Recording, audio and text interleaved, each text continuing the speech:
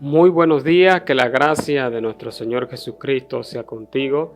Soy tu hermano Francisco Vázquez y es de gran gozo para mí estar compartiendo nuevamente el estudio de la palabra de nuestro Dios.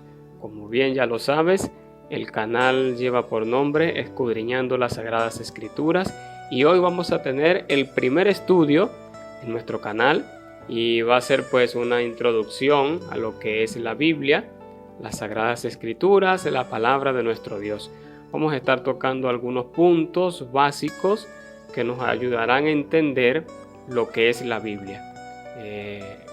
Los idiomas que se usaron para su redacción, su extraordinaria circulación que podemos notar que ha sido grande desde hace muchos años hasta el día de hoy, porque la Biblia que hoy leemos está organizada de esa manera y bueno, otros puntos más que creo pues que serán de gran importancia y de gran bendición para ti, para que puedas entender quizás muchas cosas que en algún momento te has preguntado, quizás estás comenzando en los caminos del Señor y bueno, este conocimiento y estos puntos sencillos y básicos te van a ayudar para que puedas tener una guía y luego bueno, conforme a la gracia y a la misericordia del Señor, seguiremos estudiando la palabra de nuestro Dios. Comenzaremos por lo más fácil y luego nos iremos hacia lo más difícil. Hay algunos temas de la Biblia que son un poco más complicados, pero comenzaremos, como ya te había mencionado, con ciertos datos básicos que nos ayudarán a poder entender mejor la palabra de nuestro Dios, a ser buenos intérpretes y bueno, siempre teniendo la guía del Espíritu Santo de nuestro Dios. Nuestro mismo Señor Jesucristo pudo expresar en una oportunidad que no quedaríamos solos, es decir, no quedaríamos huérfanos. Él enviaría a su Espíritu Santo, el cual nos enseñaría todas las cosas y nos guiaría a toda verdad. Así que comenzamos con este primer estudio y es de gran gozo hablar de la palabra de nuestro Dios, aunque también es una gran responsabilidad también. El apóstol Pablo, cuando le escribe a la iglesia de Corintio en su primera carta, él dice que cuando estuvo entre ellos, a pesar de que era un hombre de gran elocuencia y tenía gran conocimiento, él mismo pudo referir y decir que estaba entre ellos hablando con temor y temblor, porque no quería que su predicación o el mensaje que él quería comunicarle fuera de humana sabiduría o de palabras persuasivas, para que su fe no estuviera fundamentada en la sabiduría de los hombres, sino en el poder de Dios. Así que también es una gran responsabilidad hablar de la Biblia, hablar de la palabra de Dios, porque no es un mensaje meramente humano, no es una filosofía como de grandes hombres que se han levantado durante mucho tiempo, que han utilizado el humanismo, el racionalismo para tratar de explicar ciertas cosas. Es mucho más que eso. Nuestro mismo Señor Jesucristo dijo que sus palabras son espíritu y son vida. Y Él es el camino, la vida y la verdad, y nadie va al Padre si no es por Él. En cierta oportunidad, nuestro Señor Jesucristo también dejó como consejo que escudriñáramos las Escrituras porque en ella está la esencia de la vida eterna. Así que es importante pues que en este tiempo nosotros tengamos un momento para dedicárselo a Dios. Dios no ha querido hacerle mal a la humanidad. Es el mismo hombre que, apartándose de Dios, ha venido a sufrir muchos males. Pero para eso vino nuestro Señor Jesucristo, para deshacer las obras del diablo. Así que cuando hablamos de las Sagradas Escrituras, algunos se pudieran preguntar, ¿pero por qué sagrada? Bueno, principalmente porque el autor o quien dio la inspiración para escribir este grandioso libro es nuestro Dios Todopoderoso y sabemos que su esencia es la santidad. Por eso la misma Biblia nos enseña que debemos ser santos porque Él es santo. Entonces cuando hablamos de Sagradas Escrituras nos referimos pues a eso, que quien dio la inspiración es santo y por lo tanto es una palabra santa. Y al ser santa, pues eso también nos da a entender que quien la practica puede comenzar a obtener muchos beneficios, no solamente para su vida física, para la parte del alma, sino también para la parte espiritual. Debemos recordar que fuimos creados a imagen y semejanza de Dios, y por lo tanto el problema de la humanidad no es solamente emocional ni físico, sino también espiritual. Por lo tanto, el único libro sobre la faz de la tierra que puede traer el orden y el beneficio integral sobre el espíritu, el alma y el cuerpo es la Biblia. Así que para ello vamos al primer punto a tratar, y es el origen del nombre Biblia. Quizás muchos en algún momento se habrán preguntado de dónde se originó este nombre, o por qué la Biblia pues no se ha usado quizás como cuando se escribió. Bueno, cada uno de esos aspectos los vamos a ir tocando, pero vamos con el primer punto, y es el origen del nombre Biblia. Bueno, este nombre deriva de una palabra griega que se llama biblos. Esta palabra se usaba para referirse a un puerto sirio de donde se exportaban las grandes cantidades de papiro. Si en algún momento has investigado, debes de saber que el papiro era el material que se usaba desde la antigüedad para escribir. Es decir, no solamente la nación de Israel conocía este material. Y de lo más seguro pues que Israel comenzó a conocer este papiro cuando estuvo durante muchos años en Egipto. Debemos recordar que muchas de las cosas que ellos comenzaron a practicar y hacer fue por la influencia que tuvo esta nación sobre ellos. No fueron 10 años que estuvieron viviendo en la nación de Egipto, sino más de 400 años. Entonces ellos ya conocían este material, muchas otras naciones lo usaban, y la nación de Israel pues comenzó a usarlo también. Allí se escribían las crónicas de los reyes, ahí se escribían las leyes, las ordenanzas, los estatutos, y los escritores bíblicos utilizaron pues este material como parte de la tecnología que existía en aquel momento para dejar cada una de las cosas que Dios les iba redactando por medio de su Espíritu Santo. Y en ese momento pues, como bien lo dije, se utilizaba para referirse a ese puerto sirio, mas sin embargo todavía no se había acuñado o no se había patentado como tal. Esto sucedió por primera vez gracias a un hombre conocido como Jerónimo de Estridón, o también bien conocido como San Jerónimo. Este hombre fue el primero que tradujo la Biblia del griego y del hebreo al latín, y esto fue dado pues por el encargo de un papa conocido como Dámaso I. Entonces, gracias a este gran trabajo que se hizo aproximadamente en el año 400 después de Cristo, fue el primero pues en utilizar el título de Biblioteca Sagrada para referirse a la palabra de Dios. Y de esta referencia pues, y de este gran trabajo que él hizo, fue que se originó la palabra Biblia. Me imagino que él, al hacer este gran trabajo, se dio cuenta que por ser tantos libros le dio por primera vez el nombre de Biblioteca Sagrada.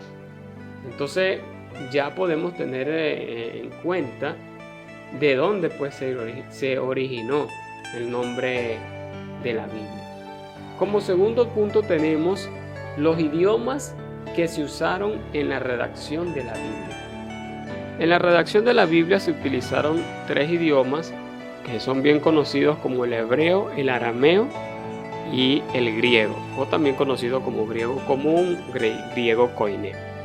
Y fueron justamente los 3 idiomas usados para toda la redacción de la Biblia, desde el Génesis hasta el Apocalipsis.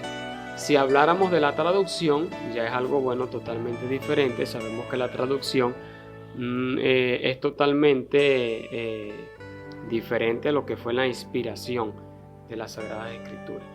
Debemos recordar pues que estos 3 idiomas que se usaron son bastante antiguos, y la manera pues cuando ellos fueron escribiendo las cosas, por ser tan antiguos, por eso es que es tan importante que nosotros sepamos interpretar las Sagradas Escrituras, porque hay ciertas cosas que en el hebreo tienen un significado muy diferente al de nosotros en el español, en nuestra lengua castellana, o quizás en el idioma de otro país también puede tener una connotación totalmente diferente.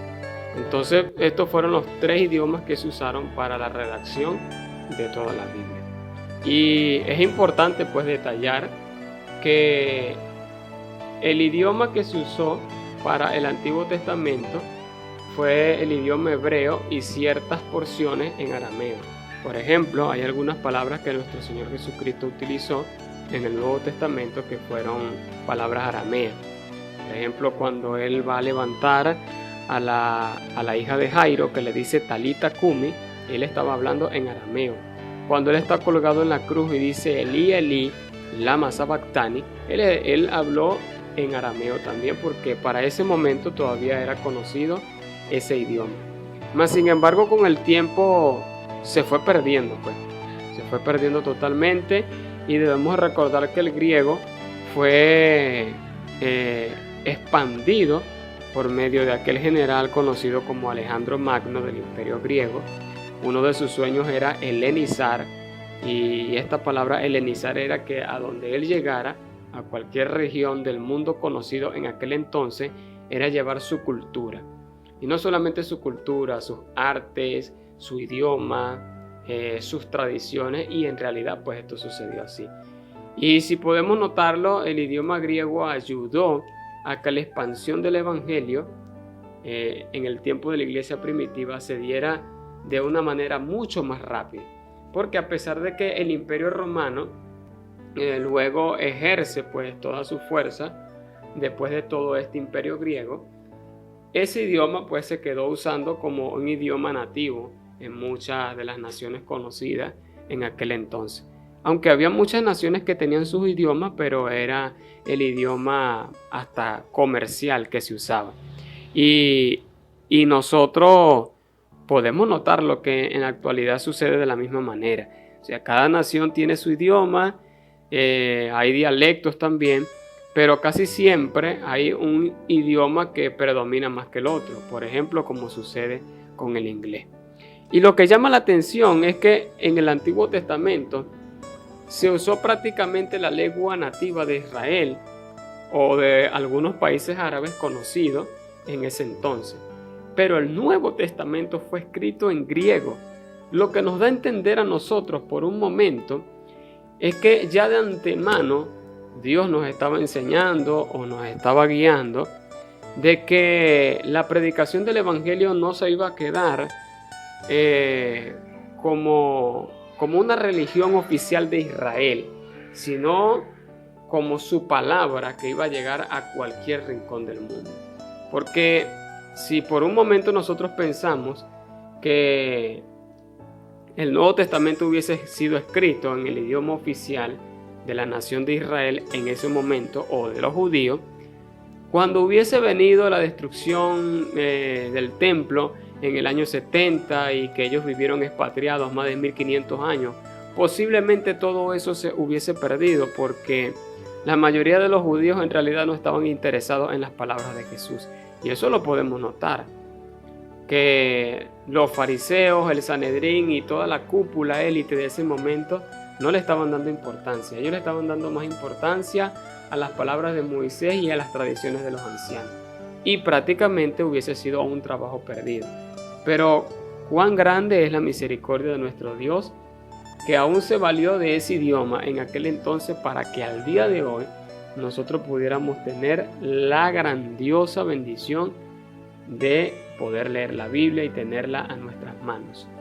Algo también muy importante pues anotar es que la Biblia, tal y como la conocemos hoy, fue organizada por primera vez en la historia, aproximadamente en el siglo III a.C.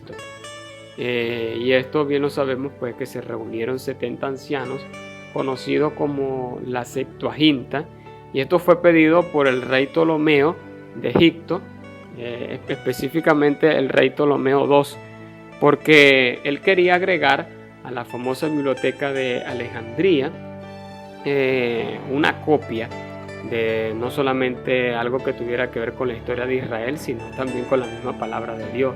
Entonces nos damos cuenta que Dios también estaba allí, que se hiciera un resguardo de la historia no solo de una nación, sino también de su plan divino que ya venía gestado desde el Génesis y se consumó, con la muerte y la resurrección de nuestro Señor Jesucristo. Y nosotros nos damos cuenta que el centro de Alejandría fue de gran importancia durante muchos siglos. De la región de Alejandría nace un famoso predicador conocido como Apolos, que fue contemporáneo con el apóstol Pablo. Era una región donde estaba llena de judíos y también de cristianos que estudiaban la palabra de nuestro Dios. Y el idioma griego ayudó a la organización de la Biblia, porque tal cual como la conocemos hoy no estaba organizada. La Biblia hebrea va prácticamente de corrido, no hace una separación de capítulos, de versículos o de libros como la tenemos nosotros. Y como el idioma hebreo era símbolo de grandeza, símbolo de orden, influyó mucho para que esta organización se diera primeramente con la reunión de los 70. Y así justamente nace por primera vez la famosa versión de los 70 conocida como la Septuaginta.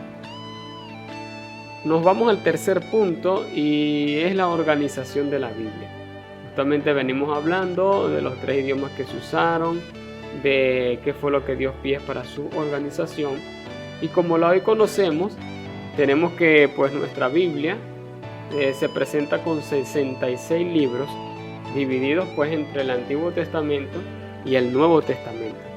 Tiene un total de capítulos de 1188 capítulos y un total de versículos de 31.187 versículos. Impresionante todo el contenido que tiene la Biblia, la palabra de nuestro Dios.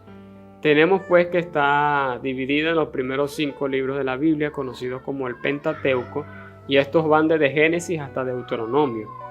Los libros históricos van desde el libro de Josué hasta Esther. Tenemos los libros poéticos, van desde el libro de Job hasta el libro de Cantar de los Cantares. Los libros de los profetas mayores van desde Isaías hasta Daniel. Y los libros de los profetas menores van desde Oseas hasta Malaquías. Ese es todo el Antiguo Testamento. El Nuevo Testamento parte desde los Evangelios, que van desde el libro de Mateo hasta el libro de Juan. El Nuevo Testamento contiene un solo libro histórico que nos habla del crecimiento y el desenvolvimiento de la iglesia, y esto está reflejado todo en el libro de los Hechos de los Apóstoles. Las epístolas o las cartas van desde la carta de Romanos hasta la carta de Judas, y solamente hay un solo libro profético y es conocido como el libro de Apocalipsis o de Revelación. De esta manera está organizada la Biblia que hoy usamos, que hoy leemos, y es una gran bendición hasta aún incluso tenerla organizada de esta manera, porque así nosotros podemos entender las cosas aún mejor todavía. Si, como lo mencioné hace rato, si la Biblia se hubiese quedado organizada de la manera como está en la escritura original de los hebreos o de los judíos, tal vez se nos hubiese hecho un poco diferente o se nos hubiese hecho más difícil o complicado poderla leer, porque desconocemos en su totalidad la cultura de ellos. Y por eso nos damos cuenta que Dios se valió del mismo entorno social para poder hacer llegar el mensaje para que nosotros pudiéramos entenderlo. Por eso nos damos cuenta que Él levanta al apóstol Pablo como apóstol a los gentiles, para que el mensaje del evangelio también nos llegara a nosotros. Tenemos como cuarto punto la unidad de pensamiento. Cuando nos referimos a la unidad de pensamiento, es que los escritores bíblicos, cuando escribieron, inspirados por el Espíritu Santo, no hubo entre ellos controversias o ambigüedades. Es decir, un profeta no dijo una cosa y otro no dijo otra. Lo impresionante es que a pesar de que la Biblia fue escrita aproximadamente en un espacio de 1600 años y que la cantidad de escritores que participaron fueron como como 40 escritores, no hubo entre ellos, como bien lo dije hace rato, controversias de pensamiento. Ninguno escribió allí una idea que bien le parecía o de repente porque se le ocurrió decir esto o aquello. A pesar de que muchos de ellos fueron reyes, otros sacerdotes, otros médicos como Lucas, otros fueron agricultores y pescadores, se dejaron dirigir por Dios para escribir su palabra y el Santo Evangelio que hoy tenemos en nuestras manos. Y para ello podemos leer la referencia en la segunda carta de Pedro, en el capítulo 2. Ya lo voy a buscar por acá. Y bueno, te puedo recomendar un buen programa que tengo para buscar los versículos bíblicos. Se llama Eastword. Es muy bueno. De allí pues saco muchas referencias en ciertas oportunidades y bueno, son de gran bendición. Tengo por acá entonces la segunda carta de Pedro, capítulo 1, había dicho capítulo 2.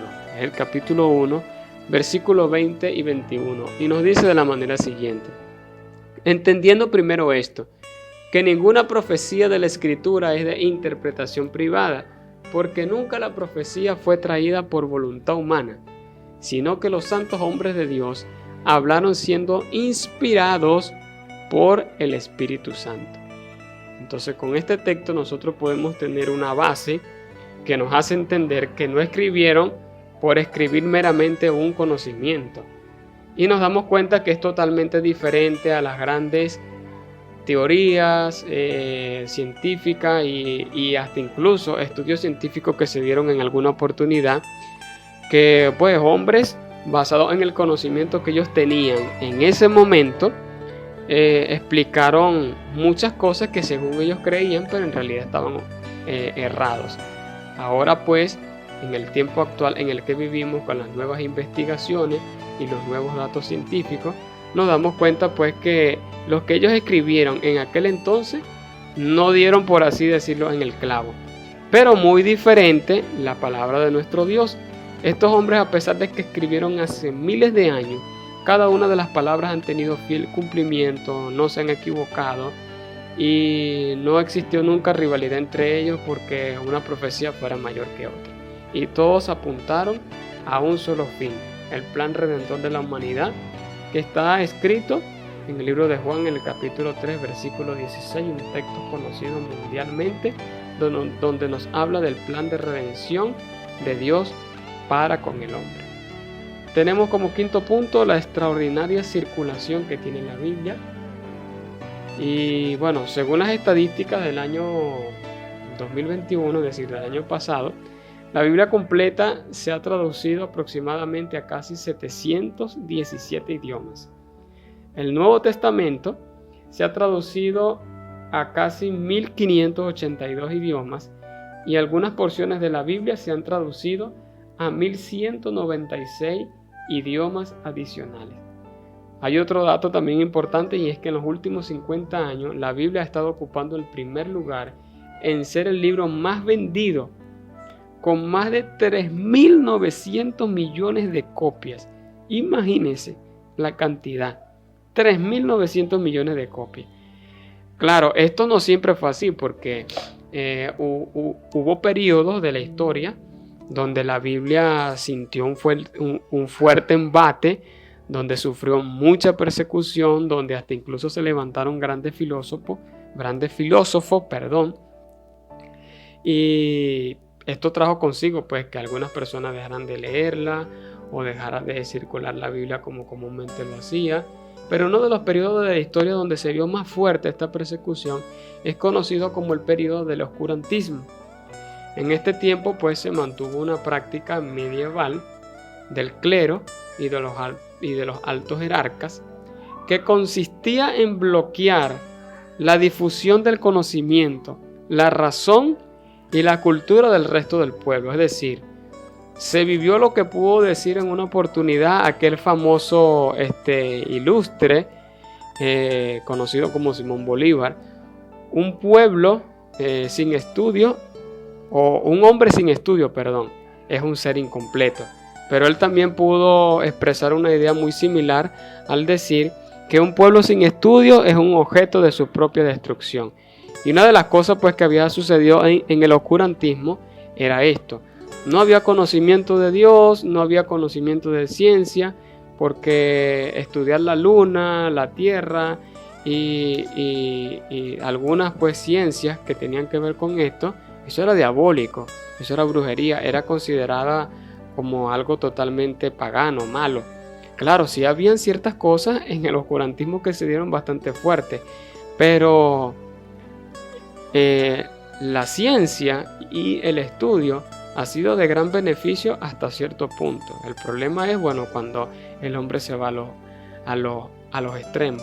Pero allí, en ese periodo del oscurantismo, como la Iglesia Católica era la que tenía prácticamente el poder, la Biblia estaba traducida solamente en latín, no había otra traducción, pues esto detuvo enormemente la circulación de la Biblia y el pueblo era totalmente un neófito. Y claro, al pueblo ser un neófito totalmente de las Escrituras, eran usados prácticamente como marionetas. Mas sin embargo, bueno, como nos dice la palabra de nuestro Dios en la segunda carta de Timoteo, en el capítulo 2, versículo 9, la palabra de Dios es nuestra presa y en algún momento sale a la luz, porque la vida se abre paso en cualquier circunstancia que se presente. Y nos damos cuenta pues que se comenzaron a levantar hombres para expandir las buenas nuevas de salvación, lo que dio pie a la reforma, y también gracias a un hombre conocido como Johannes Gutenberg, que para los años 1440 inventó la imprenta, y gracias a la invención de este gran aparato, justamente al estudio de la ciencia, se dio un gran impulso a la Biblia, y no solo pues a ella, sino también a una gran cantidad de material cristiano. Entonces nos damos cuenta la gran circulación que ha tenido la Biblia a nivel mundial y los beneficios que ha aportado sobre la humanidad. Para ello pues tenemos este sexto punto que tiene que ver con esto: su influencia benéfica sobre los seres humanos. La Biblia siempre ha tenido el bien para la humanidad, pero también contiene palabras de maldición. Eso está referido en el libro de Deuteronomio, cuando Dios mismo expresó: he aquí yo pongo delante de ti la vida y la muerte, la bendición y la maldición. Somos nosotros los que decidimos si vivimos bajo la bendición de Dios o vivimos bajo la maldición de Dios, de la misma manera. Porque cuando desobedecemos a Dios, bueno, acarreamos maldición, y eso lo puedes encontrar en el libro de Deuteronomio capítulo 28. Dios envía su bendición, pero también Dios envía la maldición.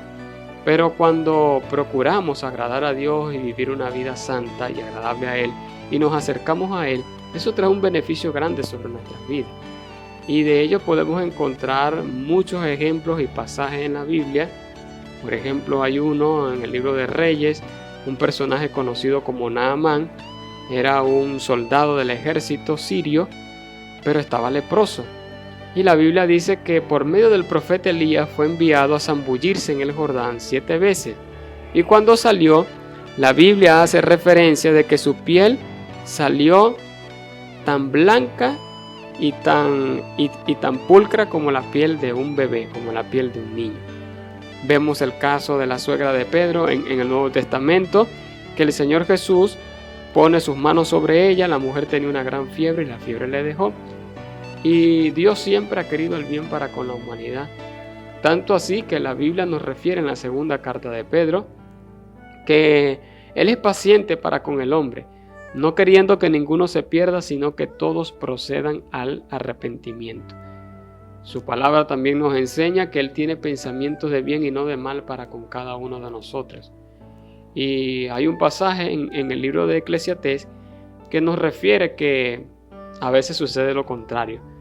Este famoso hombre conocido como Salomón escribió este libro y él pudo decir que Dios hizo al hombre perfecto, lo hizo perfecto, mas los hombres buscaron muchas perversiones. Es decir, el hombre en su decisión es el que se aleja totalmente de Dios. Tenemos como sexto punto la sencillez de la Biblia. No hay un libro que sea más sencillo que la misma Biblia, aunque hay ciertos pasajes de la Biblia que parecen algo oscuros. Pero cuando nosotros tenemos la dirección del Espíritu Santo y somos guiados por Él en todas las cosas, la Biblia nos enseña que nosotros podemos ir acomodando lo espiritual a lo espiritual. El detalle es que cuando nos apartamos de Dios o creemos que alejados de Dios podemos interpretar la Biblia, ahí es cuando comienzan los problemas, porque la Biblia no se puede interpretar por el raciocinio común, no se puede interpretar bajo la lógica humana. Necesitamos al Espíritu de Dios, porque sus palabras son espíritu, son vida, no se interpretan por un conocimiento humano. No hay una rama científica, no hay una materia en este mundo que pueda estudiar la Biblia o que pueda tratarnos de explicar la Biblia. Más bien es todo lo contrario. Muchas personas necesitan recurrir a la Biblia para poder tener aval de sus estudios, pues la Biblia contiene los datos más antiguos de antropología, de biología, de física, de química, aunque no es un libro de ninguna de estas ramas científicas, pero posee todos estos registros. Los registros más antiguos de cuando existieron los primeros músicos, los primeros artesanos, los primeros que trabajaron con la ganadería, los primeros que trabajaron con instrumentos musicales, con el hierro, que fueron orfebres, está justamente en el libro de Génesis, aparece en la Biblia. Aunque pudiéramos encontrar otros libros, pero no son tan antiguos o no tienen el conocimiento preciso que tiene la Biblia, y eso lo hace ser a ella un libro sencillo, en el cual puedes encontrar todo lo que tú quieras para que puedas vivir una vida santa y agradable a Dios.